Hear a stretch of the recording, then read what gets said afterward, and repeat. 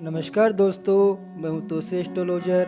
हमारे चैनल में आप सबका स्वागत है। तो प्रिय दर्शकों, कैसे हो आप सब? ये बताने के जल्दी से कमेंट बॉक्स में जय श्री राम लिख दीजिए। भगवान आप सबकी मनोकामना पूर्ण करे।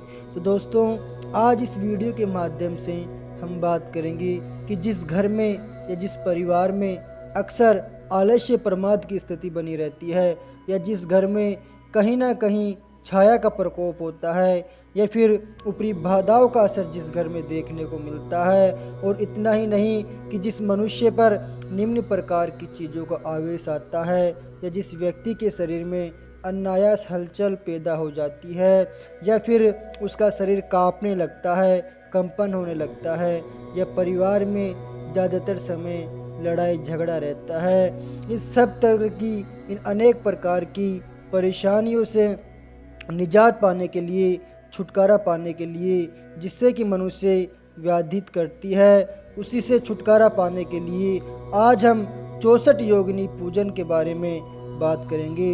जी हाँ दोस्तों, इन सब प्रकार की जो ये सभी प्रकार की परेशानियां हैं, इनको दूर करने के लिए एकमात्र जो 64 योगिनी पूजा है, वो शास्त्रों के अनुसार अत्यंत महत्वपूर्ण मानी गई है।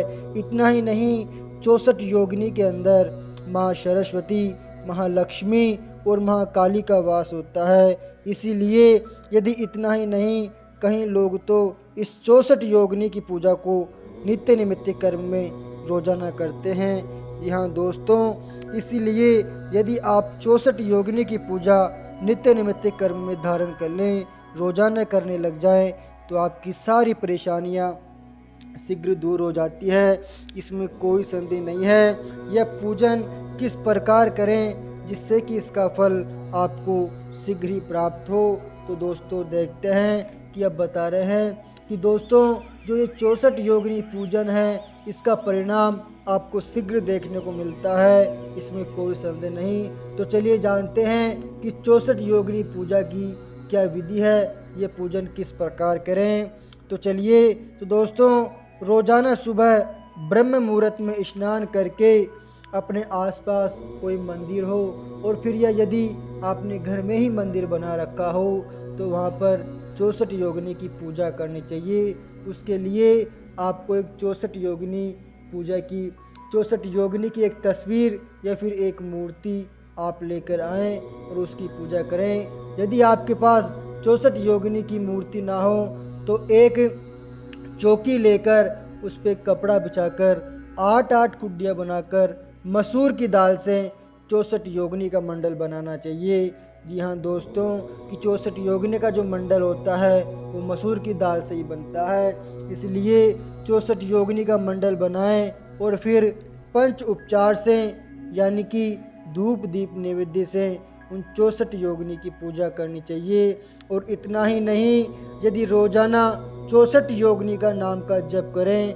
हाँ जी हाँ दोस्तों, कि 64 योगिनी पूजा करने के साथ साथ जो 64 योगिनियाँ हैं, उनके नाम का भी जप करना चाहिए।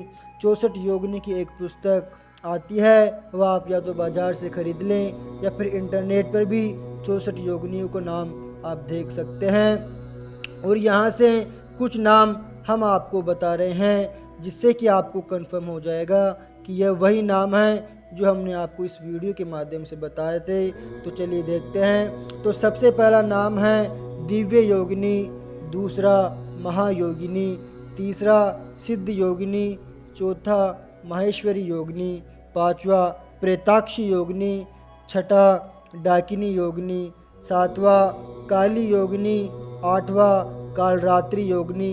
इस प्रकार ये 64 योगिनी नाम का जप यदि आप रोजाना करते हैं, और 3 माला गायत्री मंत्र की जप की आप करते हैं, तो इससे आपके सारे दोष शीघ्र दूर हो जाते हैं। जी हाँ दोस्तों, ध्यान रहे कि आपके घर पर किसी भी प्रकार की कोई लड़ाई झगड़े होते हों, या फिर प्रेत दोष होता है, या ऊपरी हवा होती है, या किसी मनुष्य का शरीर कंपन करता है, इस सभी प्रकार की परेशानियों से, इस प्रकार की समस्याओं से यदि आप छुटकारा पाना चाहते हैं, तो कम से कम 41 डेज, जी हाँ, कम से कम 41 दिनों तक लगातार आप 64 योगिनी की पूजा करें, नित्य निमित्त कर्म से करें और 64 योगिनी का नाम का जप आप रोजाना करें। इससे शीघ्र ही आपको परिणाम देखने को मिलेगा।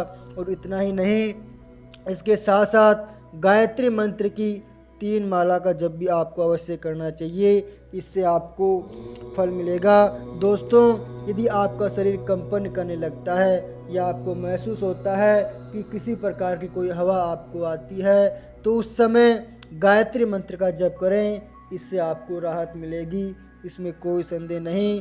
इसीलिए यदि आप 41 दिन तक लगातार 64 योगिनी पूजा करते हैं और 64 योगिनी का जप करते हैं, तो इससे आपको मन को शांति बनी रहती है और परिवार में सुख शांति और समृद्धि आती है। इसलिए तो चलिए दोस्तों, आज के लिए इतना ही काफ़ी है। यदि आपको हमारा वीडियो पसंद आए तो लाइक एंड शेयर ज़रूर करें। Thank you.